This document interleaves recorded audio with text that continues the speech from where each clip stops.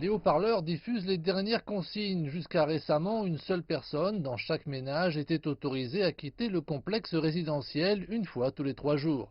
Mais maintenant, tous doivent rester chez eux jusqu'à nouvel ordre. Ce sont des mesures sans précédent. Je n'ai jamais rien vécu de tel, ni personne d'autre. Dans les complexes d'immeubles à travers la ville, l'entrée est uniquement réservée aux résidents après un test de température. Seuls les résidents en situation d'urgence médicale ou ceux ayant des emplois liés à la lutte contre l'épidémie sont autorisés à sortir. Les produits d'épicerie sont achetés en ligne, laissés aux entrées et ramassés plus tard pour éviter tout contact.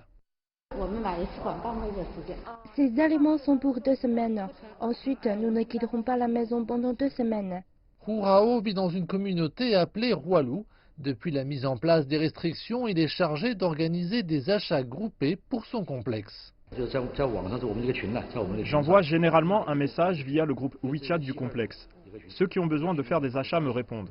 Les employés communautaires sont sur place 24 heures sur 24 pour les personnes dans le besoin, comme les personnes âgées qui ne savent pas comment effectuer leurs achats en ligne, ou des gens comme cette fille qui s'occupe de sa grand-mère malade. De nos jours, vous ne pouvez rien acheter, même si vous avez de l'argent. Ting Ting, employé communautaire, a très peu l'occasion de se reposer depuis que l'épidémie a éclaté. Je n'aurais jamais imaginé que je pourrais fonctionner avec seulement 2 à 3 heures de sommeil par jour. Tout repose sur notre ferme détermination. Je pense que nous sommes en première ligne.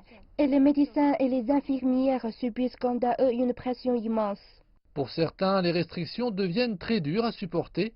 Ce vieil homme d'un autre complexe veut sortir pour acheter des médicaments pour son diabète. Il refuse de rentrer chez lui après qu'un policier s'est porté volontaire pour aller à la pharmacie à sa place. Il dit qu'il ne peut plus faire ses promenades quotidiennes à l'extérieur. Aucun signe, hélas, ne laisse présager qu'il reprendra bientôt cette activité tranquille.